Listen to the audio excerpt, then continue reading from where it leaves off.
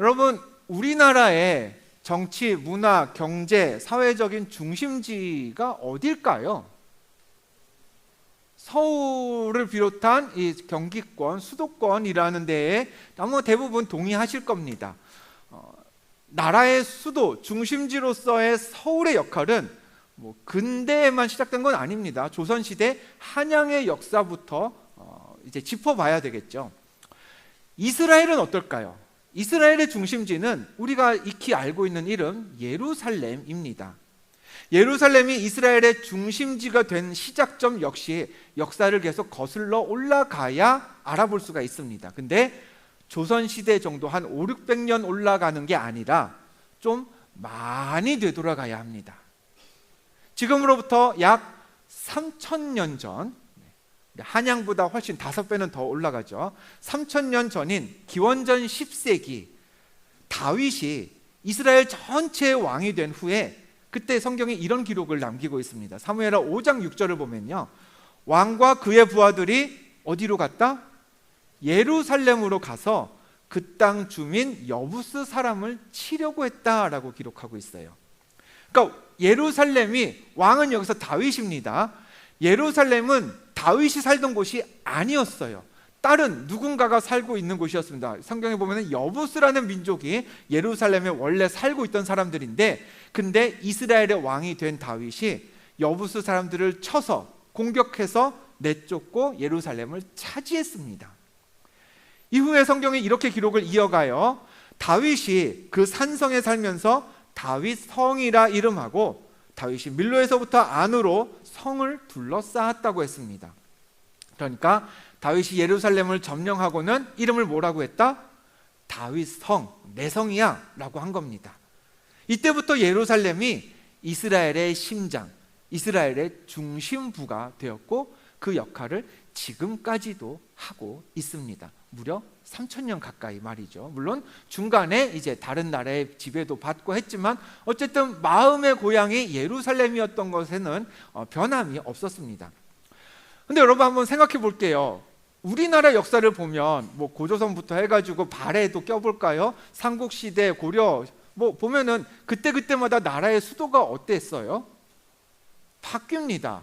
특별히 백제 같은 경우에는 수도가 그 왕조가 이어지면서도 중간에도 바뀌어요. 위례성에 있다가 저기 공주 내려갔다가 이렇게 바뀝니다.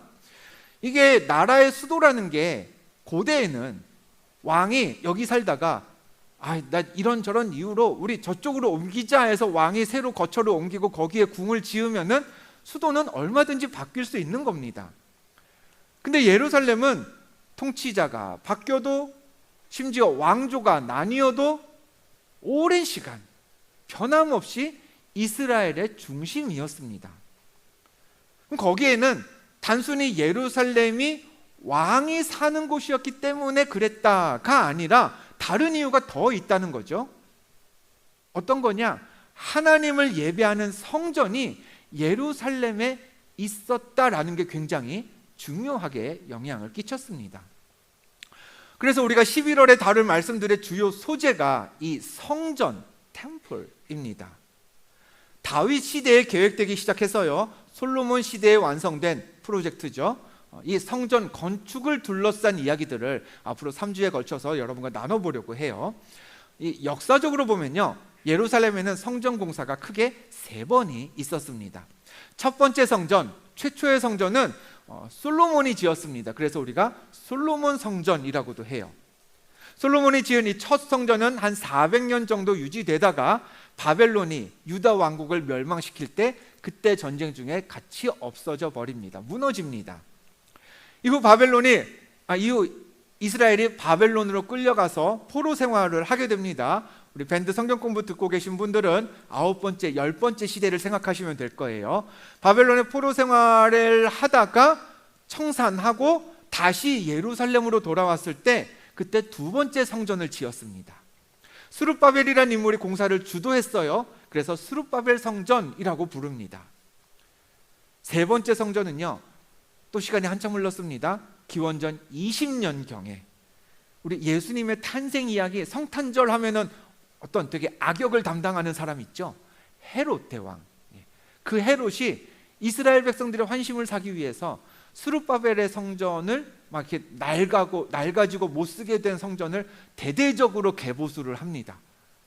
한두 해 한 게 아니에요. 한 80년 동안 공사를 해요. 그러니까 되게 으리으리하고 멋지고 커졌겠죠. 그게 이제 세 번째 성전인데, 그렇게 80년을 지은 성전도 몇 년 지나지 못해서 로마와의 전쟁 때 또다시 무너지게 됩니다. 그래서 오늘부터 우리는 저 자리에 있었던, 있는 게 아니라 있었던 세 번의 성전 중에 최초의 성전, 솔로몬 성전과 관련된 이야기를 나눠보도록 할게요. 이스라엘 최초의 성전, 솔로몬 성전은 그 이름처럼 솔로몬이 주도하면서 세웠습니다. 그러나 많은 분들 알고 계신 것처럼 성전을 짓겠다라는 생각을 처음 했던 사람은 누굴까요? 솔로몬의 아버지 누구?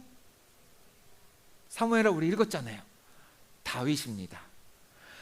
성전 건축과 관련된 모든 일의 시작이 되는 그 근본이 되는 말씀, 오늘 본문 1절인데요. 화면 보고 같이 읽어보겠습니다. 시작. 여호와께서 주위의 모든 원수를 무찌르사 왕으로 궁에 평안히 살게 하신 때였습니다. 이때는 다윗이 더 이상 누굴 피해서 도망 다닐 때가 아니었어요. 주변 어느 나라도 다윗과 이스라엘을 얕잡아 보지 못했어요. 한낱 시골에서의 목자였던 다윗이 어느 순간 궁에서 평안히 통치하게 되는 강력한 군주가 되어 있었습니다. 이 말씀을 잘 기억하셔야 돼요. 평안할 때였습니다. 그때 다윗에게 좋은 아이디어가 떠올랐어요. 여러분, 모름지기 사람은 평안해야 막 이상한 상상, 쓸데없는 생각도 할 수 있어야 막 아이디어가 떠오르는 것 같아요. 다윗이 좋은 아이디어가 떠올라서 그 평안한 때에 선지자 나단을 불러서 이런 이야기를 나눕니다. 본문 2절 3절이에요. 왕이 선지자 나단에게 이르되 볼지어다 나는 백향목 궁에 살거늘 하나님의 궤는 휘장 가운데에 있도다. 나단이 왕께 아뢰되 여호와께서 왕과 함께 계시니 마음에 있는 모든 것을 행하소서 하니라. 그러니까 다윗이 궁에서 자기가 평안을 누리다 보니까 자기는 백향목으로 지은 삐까번쩍한 궁전에 사는데 하나님을 상징하는 언약궤가 어디에 있어요? 한낱 휘장, 천막, 텐트, 성막이라고 하는 그 텐트 안에 그냥 초라하게 있는 거예요. 그래서 언약궤를 모셔둘 멋있는 건물 하나 짓자. 어때 나단 선지자? 나단 선지자도 얘기한 거죠. 좋습니다. 노란색으로 보이시죠? 왕의 그 생각대로 하세요. 좋은 생각 같습니다 라고 나단도 동의했습니다.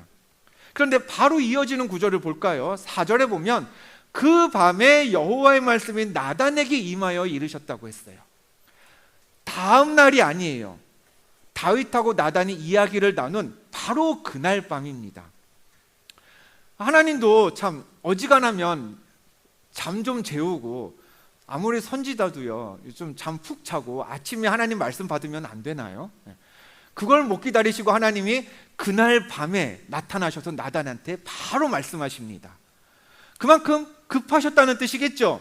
그러면 이렇게 하나님이 급히 서둘르셨던 데에는 이유가 둘 중 하나일 겁니다. 첫 번째, 너무 좋아서 다음날 소풍 가는 학생처럼 야, 내 성전을 지어준다고? 와, 진짜 신난다. 나다나 얼른 가서 하라 그래. 이 얘기 하려고. 1번. 자, 2번, 당장 뜯어 말리려고. 몇 번일까요? 2번입니다. 뜯어 말리려고 급히 말씀하셨습니다. 그 밤에 하나님이 어떻게 뜯어 말리셨냐? 조금 긴데요, 제가 읽어드리겠습니다. 가서 내 종 다윗에게 말하기를 여호와께서 이와 같이 말씀하시되 네가 나를 위하여 내가 살 집을 건축하겠느냐?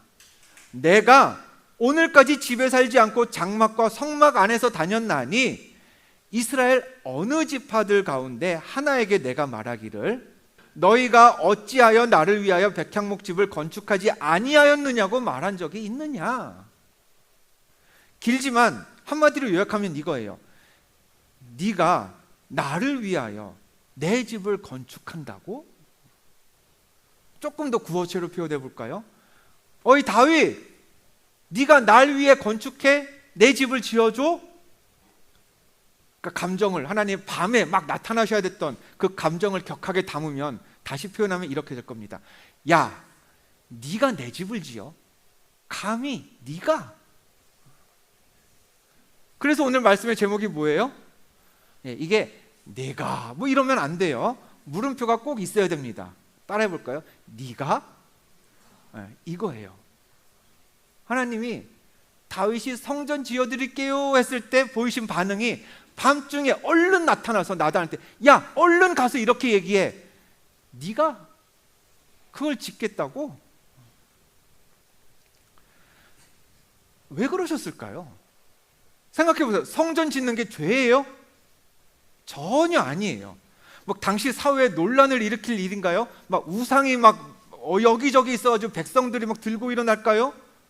상식적으로 생각하면 하나님은 다윗이 성전 짓겠다는 걸 거절하실 이유가 하나도 없었습니다. 그런데 왜 극구 밤에까지 나타나셔서 말리셨느냐? 이 당시 하나님의 마음을 헤아리도록 도와주는 자료가 있어요. 여러분한테 영상을 하나 보여드릴 텐데요. 30년 전의 영상입니다. 그래서 화질이 굉장히 나빠요. 안 좋습니다. 여러분 직접 TV에서 본 적은 없어도 저는 이거 보면서 애들이랑 막 썼던 세대긴 하거든요. 근데 여러분들 보지 못했어도 아마 광고예요. 카피 멘트는 한번 좀 들어보셨을 겁니다. 영상 한번 보고 이어가도록 할게요. 들어는 보셨죠? 네. 여보, 아버님 댁에 보일러 놔드려야겠어요. 뭐 패러디도 많이 있습니다. 여보, 아버님 댁에 뭐 놔드려야겠어요. 뭐 놔드려야겠어요. 지금이야 뭐 보일러 없는 집은 상상할 수 없지만 옛날에 연탄 떼던 시절에 이건 정말 히트했던 광고였습니다. 여러분, 이 광고를 보면서 부모와 자녀의 관계를 한번 생각해 보려고 해요. 제가 무려 그래프까지 준비했습니다. 넘겨주세요. 우리가 어린 아이였을 때에는 할 수 있는 일의 종류와 범위와 어떤 경제력, 사고력, 판단력 등 모든 면에서 부모님이 여러분을 압도합니다. 그렇죠? 그래서 어린 아이들은 전적으로 부모를 의지할 수밖에 없어요. 엄마가 안 되면 안 되는 거고 뭘 하려면 엄마 아빠 도움을 받아야만 합니다. 그런데 사춘기쯤 들어서면서부터 양상이 조금 달라지죠. 여러분은 키가 큽니다. 힘도 세져요. 부모님은 체력이 점점 약해지고 슬슬 노화가 시작됩니다. 여러분은 세상에 새로운 것들에 눈을 뜹니다. 앞서가기 시작해요. 근데 부모님은 새로운 것들을 낯설어 하십니다. 그러면서 뒤처지기도 합니다. 그러다 대학을 졸업하고 20대 후반 내지 30대 초반 청년기가 되면 부모와 자녀의 역량이 역전되는 순간이 옵니다.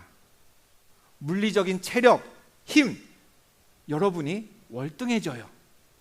세상을 판단하는 시야, 지혜, 여러분이 낮습니다. 경제적인 측면에서도요, 자녀가 이쯤 되면 이제 자녀가 부모를 앞서가기 시작합니다. 그러다가 시간이 더 흐르면 어떻게 될까요? 여러분은 결혼을 하고 가정을 꾸립니다. 동시에 부모님은 완연한 노년기에 접어드세요. 그러면 여러분과 부모 사이의 격차는 예전에 우리가 부모님을 의지했던 그때로 바뀌어서 진행이 됩니다. 이제는 부모님이 여러분을 의지할 때가 되는 거죠.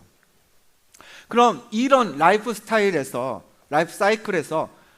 아까 보셨던 광고, 아버님 댁에 보일러 놓아드려야겠어요 라는 멘트는 어느 시점에 하게 되는 걸까요? 저 때겠죠? 네. 저 때예요. 자녀는 부모에게 보일러 새로 사다 드릴 경제적인 형편이 되는데 부모는 그런 형편이 그때는 안 돼요. 자녀는 어디 보일러는 어떻고 저기 거는 어떻고 그래가지고 뭐 여기 걸 해야겠네. 그럼 공사는 어디가 맡길까? 여기 회사 맡길까? 정보가 많아요. 근데 부모는 막 보일러 같은 좋은 기계를 깔아줘도 어떻게 쓰는지 몰라서 막 안 쓰기도 하세요. 그럴 때 자녀들의 부모님을 생각하면서 하는 얘기가 아버님 댁에 보일러 좀 놔드려야겠어요 입니다. 그럼 여러분, 저 그래프를 그대로 하나님과 다윗의 관계로 한번 바꿔보겠습니다. 다윗이 어렸을 때, 양치는 목동이었을 때죠. 그때는 다윗도 하나님을 의지할 수밖에 없었어요. 다윗이 할 수 있는 건 양 돌보는 것밖에 없었습니다. 그런데 다윗이 골리앗과 싸워 이기면서 상황이 조금씩 달라져요. 세상 사람들의 주목을 받기 시작합니다. 사울의 신하가 되면서 나란 일에도 관여하기 시작했어요. 다윗이 할 수 있는 게 조금씩 많아집니다. 중간에 사울 왕을 피해서 도망 다니던 때도 있었어요. 그러나 그 위기를 잘 극복해서 유다 지파의 왕이 되었습니다. 이스라엘 전체 왕이 되기 전에 우리 사무엘하에 나오죠. 유다 지파의 왕이 되어서 헤브론에서 통치를 했습니다. 그때 7년 남짓 통치자로 군림하면서 능력치가 더 상승했겠죠. 그리고 오늘 본문, 온 이스라엘을 다스리는 왕이 되어서 궁에 평안히 다스리는 때가 되었어요. 여러분, 이스라엘에서 다윗보다 위에 있는 사람이 아무도 없었습니다. 다윗은 정말 모든 걸, 진짜 말 그대로 모든 걸 할 수 있는 인간이 되었어요. 그때 다윗이 나단 선지자를 부른 때가 바로 저 때예요. 여보게 나단, 내가 지금 무엇이든 할 수 있게 되었는데 우리 하나님 아버지 집에 보일러도 하나 놔드리고 성전도 하나 지어드리고 그러면 어떨까? 나단도 듣기에 좋아 보이니 네, 그러시죠 했던 거죠. 근데 여러분, 그랬던 다윗의 생각에 큰 오류가 있었습니다. 착오가 있었는데 그게 굉장히 큰 착오였어요. 그래서 그 착오 때문에 하나님이 다윗의 생각을 거절하셨어요. 이 그래프에서 잘못된 거 찾아보시겠어요? 시간이 지나면서 다윗의 신분이 조금씩 다윗의 신분과 능력치가 높아졌던 거는 맞아요. 근데 전능하신 하나님의 능력치가 다윗과 반비례해서 조금씩 감소했을까요? 아니겠죠.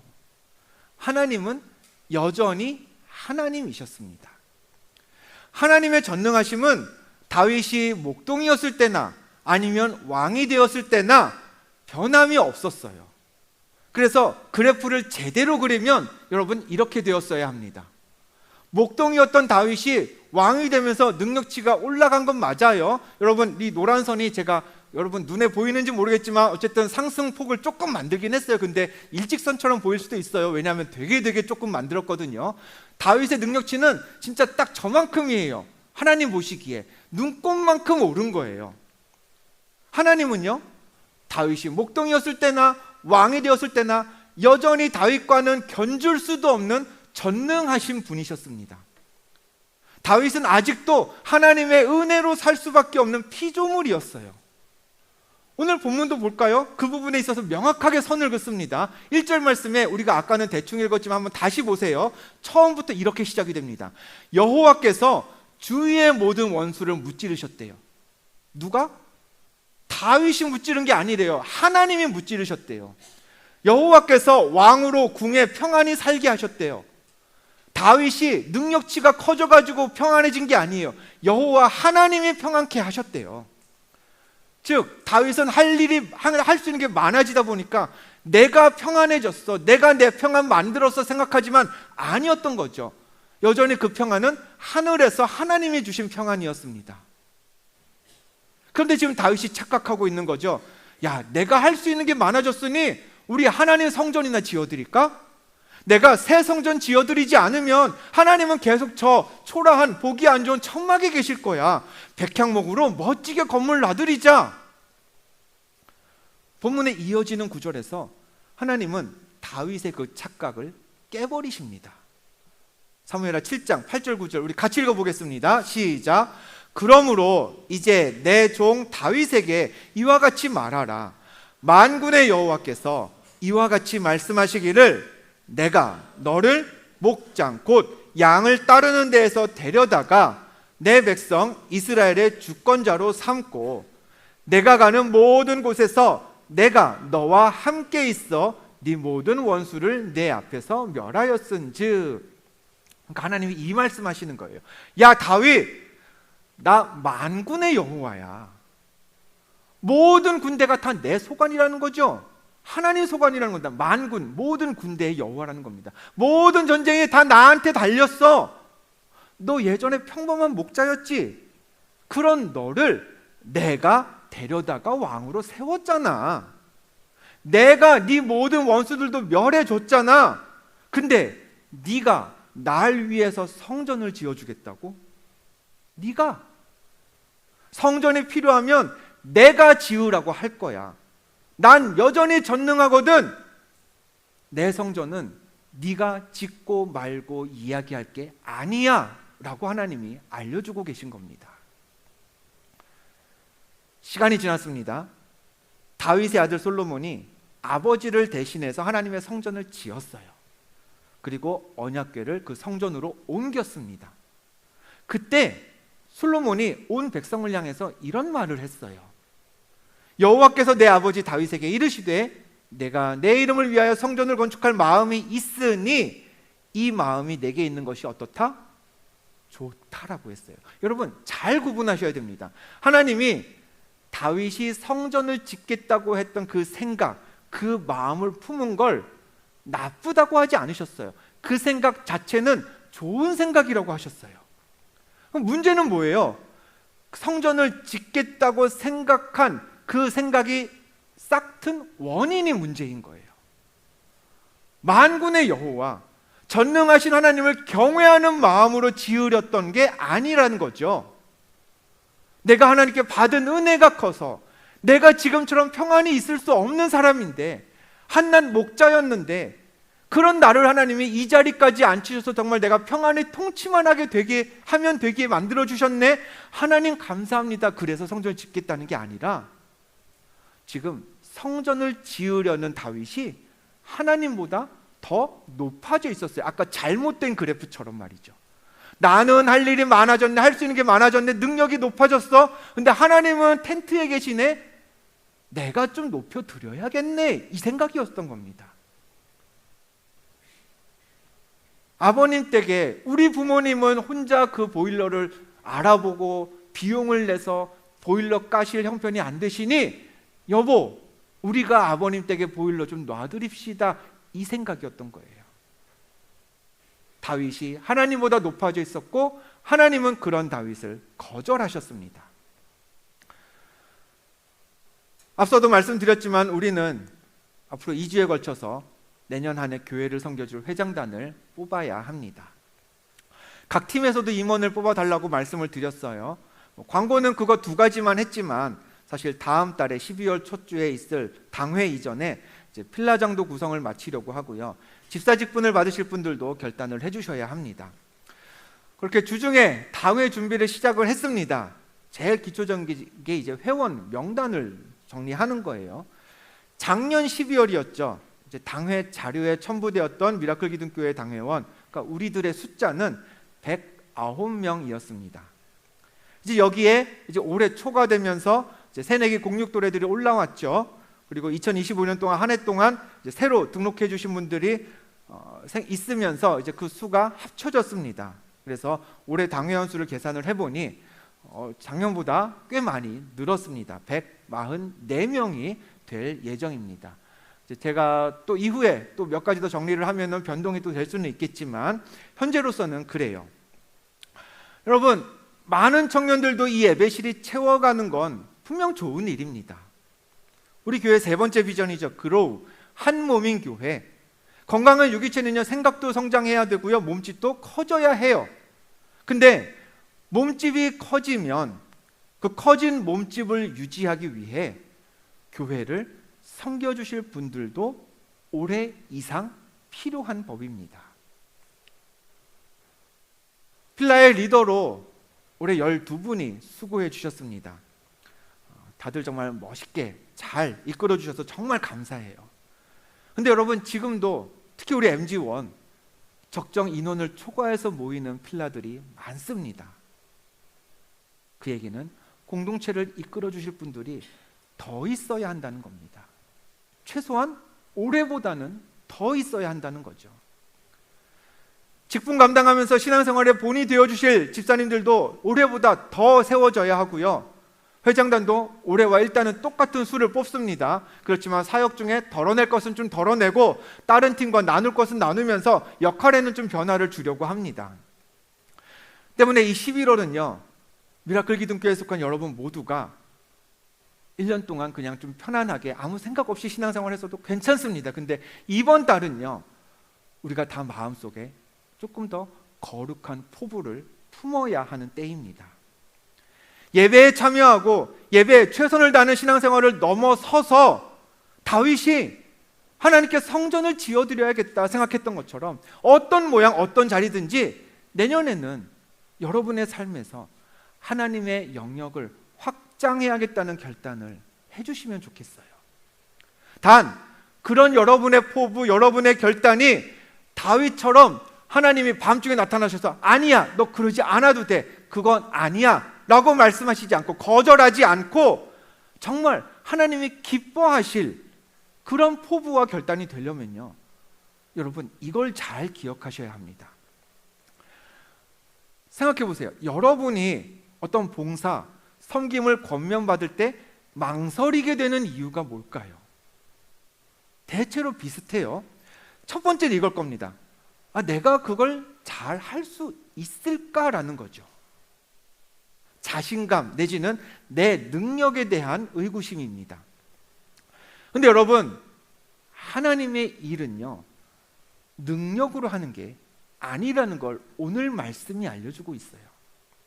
하나님이 능력 좋은 사람, 능력 탁월한 사람만 쓰실 거면 오늘 말씀에서 하나님의 그 능력치 만렙인 왕 다윗 안 쓰면 안 되는 거예요. 다윗만큼 지금 능력 있는 사람이 누가 있어요, 세상에, 이스라엘에. 근데 하나님이 그런 이스라엘의 왕 다윗을 거절하셨다라는 건 능력만 가지고 하나님의 일을 하는 건 아니라는 겁니다. 그럼 능력 말고 뭘로 해야 되냐? 여러분, 성전을 짓는 건요, 우리 삶에서 하나님의 영역을 확장하는 건요, 은혜 때문에 받은 은혜 가지고 하는 겁니다. 만군의 하나님 여호와께서 나를 돌보아 주셨구나. 그 하나님이 허물 많은 나를 자녀 삼아 주셨구나. 와, 세상에서 내세울 것 없는 나를 하나님이 먼저 사랑하시는구나. 그래서 평안을 주셨고 그래서 여기까지 인도해 주셨구나. 여러분, 그 은혜가 느껴지면 말씀 듣다가 찬양 부르다가 그 은혜가 나의 마음에 사무치면 그럼 그때가 하나님의 성전을 지을 때입니다. 하나님은 우리가 받은 은혜에 대한 반응으로 하나님 주의 성전을 짓겠습니다 라고 나서면 그 섬김은 기쁘게 받으시고 칭찬해 주시지만 내가 능력 되니까, 내가 할 수 있으니까, 그러니 하나님한테 좀 해드릴까? 받은 것도 많은데 이제는 내가 좀 해드려야 되지 않을까? 내가 여기까지 왔으니 내가 보일러 좀 놔드려야 되지 않을까? 그건 다윗에게 그러셨듯 당장 오늘 밤이라도 나타나셔서 하나님은 거절하실 겁니다. 하나님의 일을 시작하려 할 때 갖게 되는 또 다른 고민은 이겁니다. 많은 분들 그러실 거예요. 내년에 중요한 시험이 있어서, 내년에는 내가 취업에 올인해야 돼서, 내년에 내가 결혼을 앞두고 있어서. 한마디로 뭐예요? 내게 평안이 보장되어 있지 않기 때문에 결단이 어렵습니다. 다윗은요, 아까 1절 처음에 뭐라 그랬죠? 궁에 평안히 살게 된 때에 성전을 짓겠다고 결정했습니다. 근데 거절당했어요. 다시 말하면 오늘 말씀은 평안이 보장된 때가, 세상 풍파 다 지나가고 평안을 누리게 된 그때가 하나님 일에 나서기에 가장 좋은 때는 아니라는 것을 알려줍니다. 하나님의 성전을 짓기에 가장 좋은 때는요, 앞서 드린 이야기와 일맥상통합니다. 내가 하나님의 은혜로 구원받은 하나님 자녀라는 게 깨달아지는 그때입니다. 다른 기준 없어요, 여러분. 내가 예배하면서 말씀을 듣다 보니 난 잘한 것도 없는데, 내세울 것도 없는데 하나님이 나를 사랑하신대요. 틈틈이 시간을 내어서 하나님 말씀을 내가 읽어보았더니 하나님이 그런 나를 구원하셨대요. 그 은혜가 나로 하여금 하나님을 찬송하게 만드네요. 그럼 그때가 하나님의 영역을 확장하기 위해서 우리가 하나님의 성전을 지을 때입니다. 하나님의 성전을 짓고 하나님을 위해 일하는 건 그렇게 은혜에 압도되어서 시작해야 합니다. 헌신, 섬김, 사역, 그걸 무엇이라고 불러도 좋습니다. 여러분들이 하나님을 위해 하는 그 모든 일은 은혜 때문에 시작되어야 하는 게 맞습니다. 그래서 바울이 이렇게 고백했어요. 고린도전서 말씀인데 우리 같이 읽어볼까요? 15장 10절입니다. 화면 넘겨주시고요. 읽어봅니다. 시작.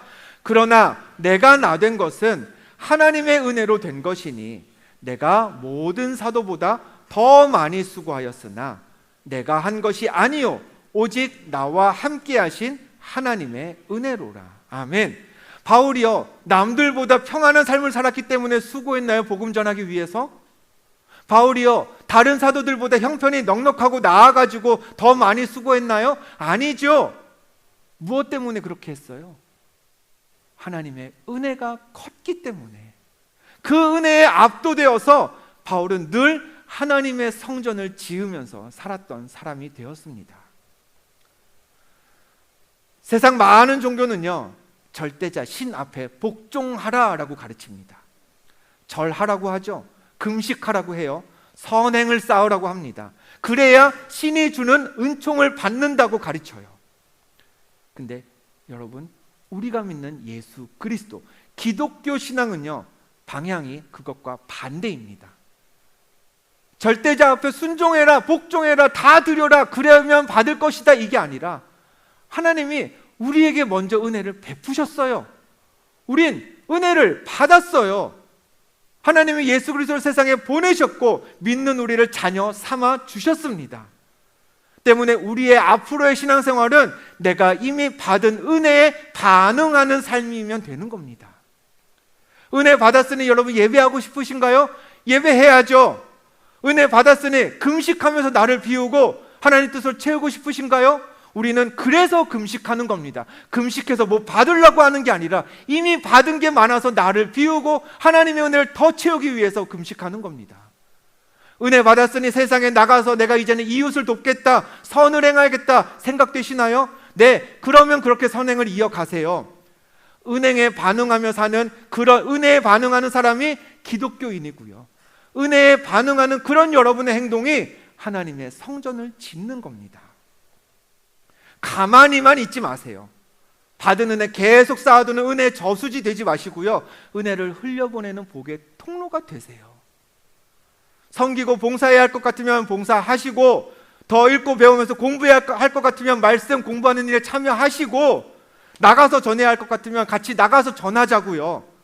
자유, 자율, 자발성 이런 개념도 여러분 어디 가든지 중요하게 여기시잖아요. 근데 언제까지 신앙생활은 수동적으로 하자 붙들어야 그렇게 하실 겁니까? 그러니 여러분, 저랑 올해가 지나갈 때까지만 약속 한번 했으면 좋겠어요. 두 가지 약속을 여러분에게 권합니다. 연말을 향해 가면 갈수록 여러분 친구를 통해서 아니면 다른 교역자에게 아니면 다른 집사님, 권사님들에게라도 하나님의 성전을 함께 짓자는 이야기를 듣게 되실 겁니다. 야, 같이 찬양대 하지 않을래? 우리 같이 교사로 봉사하면 어떻겠습니까? 우리 같이 필라장 섬겨보면 어떨까? 어떤 내용, 어떤 형태로든지 하나님의 성전을 짓자는 권면을 여러분이 받았을 때 여러분이 지금 신앙생활을 하고는 있지만 근데 은혜 받고 있질 못하다, 내가 받는 은혜가 없다, 그러면 여러분 그렇게 얘기하세요. 목사님, 요새 제가 너무 메말라서 예배를 드려도 아무 은혜를 못 누립니다. 야, 나도 하고는 싶은데 근데 내가 요새 누구한테 은혜를 끼칠 만큼 내가 공급받고 있지를 못해. 적어도 여러분이 은혜 없는 신앙생활을 하고 있다고 말씀해 주시면 그런 여러분을 위해서 제 기도 1순위에 놓고 기도하겠습니다. 기도 제목 1순위에 놓고. 그건 여러분 굉장히 중요한 기도 제목이고요, 제가 당연히 해야 할 일입니다. 근데 그게 아니라면 여러분 이 두 가지 이야기는 우리 하지 않았으면 좋겠어요. 첫 번째, 말씀드렸죠? 목사님, 제가 잘할 자신이 없어요. 뭐라 그랬죠? 전쟁은 만군의 여호와 하나님께 속한 겁니다. 승부는요, 하나님께 달려 있는 겁니다. 하나님은 사람의 능력을 보고 성전을 짓게 하지 않으셨습니다. 여러분이 할 수 있다고 생각해도요, 하나님은 다윗처럼 거절하시는 분이십니다. 성전은 받은 은혜가 있어서 그 은혜에 반응하는 이들이 짓는 겁니다. 결코 여러분의 능력으로 되는 거 아닙니다. 그러니 우리 그런 잘못된 핑계는 대지 말기로 하죠. 두 번째, 목사님, 내년에 중요한 일 요거 하나만 끝나면 하겠습니다. 그 중요한 일이 여러분에게 너무 스트레스가 되어서 말씀을 들어도 은혜가 안 되고 교제를 나누어도 웃음이 나오지 않을 만큼 여러분이 메말라 있다면 아까 말씀드린 대로 그런 여러분을 이해하고 위해서 기도하겠습니다. 하지만 지금도 그 스트레스 되는 상황이 내 눈앞에 있어서, 그렇지만 내가 시간 쪼개가면서 바쁘게 살고 있지만 틈틈이 하나님 주시는 은혜의 조각들을 맛보고 있다면, 그 스트레스 때문에 내가 정말 예배하러 오는 이 시간이 너무 귀해지고 찬양 한 곡조 부를 때마다 그게 내가 은혜가 되는 경험을 지금 하고 계시다면, 그럼 여러분은요, 성전을 짓는 일에 충분히 나설 수 있습니다. 도리어 평안해진 때에, 그 스트레스 되는 상황 다 없어지고 다윗처럼 평안해졌을 때 내가 성전 지어야지, 이런 다윗의 생각보다, 그 교만해지는 생각보다 오히려 지금이 더 성전을 짓기에 적절한 순간일 겁니다. 기억하실 수 있겠죠? 은혜가 없으면 은혜가 없다고, 내가 예배 가운데 하나님 말씀 한 구절을 읽어도 은혜를 발견하게 해달라고 말씀하세요. 같이 기도하겠습니다.